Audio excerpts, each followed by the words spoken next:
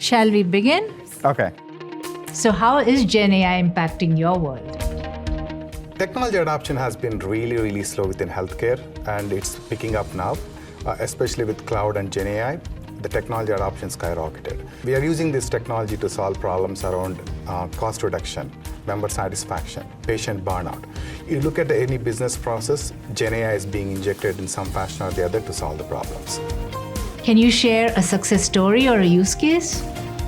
Imagine a scenario where you're in a clinic and a physician or a specialist is walking into the room to talk to you about a particular scenario or a particular disease. Historically, the doctor has to go through large volumes of data to figure out what really happened to you.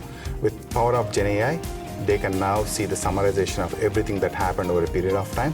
So when they walk in, they can actually talk to you with more precise questions and help you solve the problem. That's one example. A second one is improving medication adherence. Historically, there are a lot of people when they end up on a chronic condition, they don't pick up drugs after a period of time.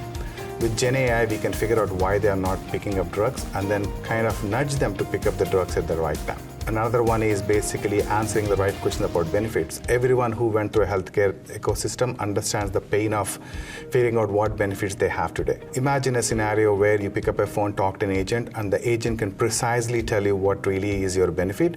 That's going to improve the overall satisfaction significantly. So, what are the biggest challenges you see? With technology adoption, we do have a shortage of skilled resources.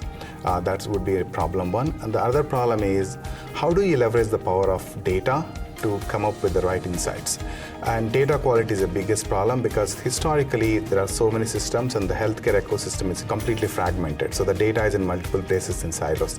Trying to get all the data together, integrate the data, and then deriving meaning out of the data so the data can be used for Gen AI, I would say is the most biggest challenge that a lot of healthcare organizations are facing. Thank you so much for your insights.